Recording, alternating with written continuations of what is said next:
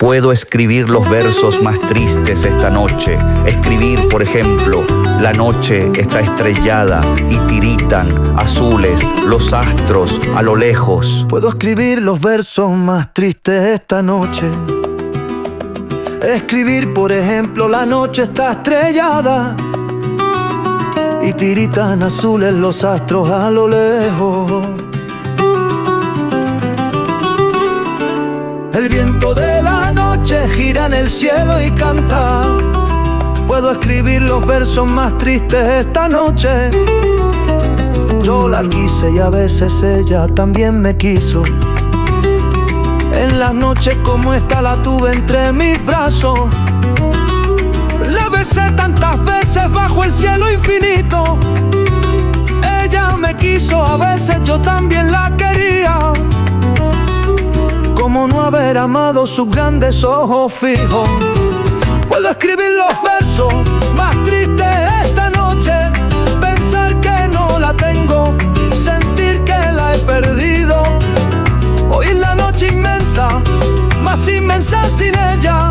Y el verso cae al alma, como el pasto el rocío. ¿Qué importa que mi amor no pudiera guardarla? La noche está estrellada y ella no está conmigo.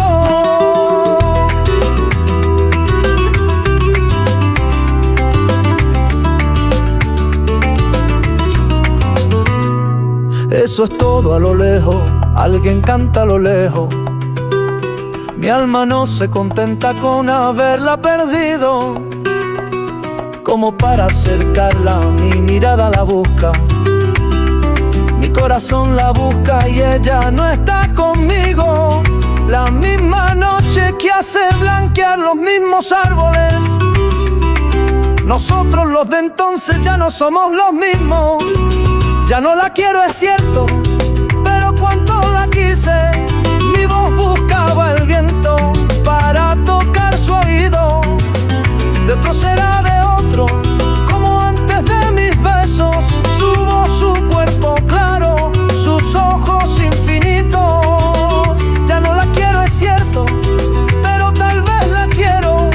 Es tan corto el amor y es tan largo el olvido. Porque en noches como esta la tuve entre mis brazos. Mi alma no se contenta con haberla perdido. Aunque este sea el último dolor que ella me causa y estos sean los últimos versos que yo le escribo.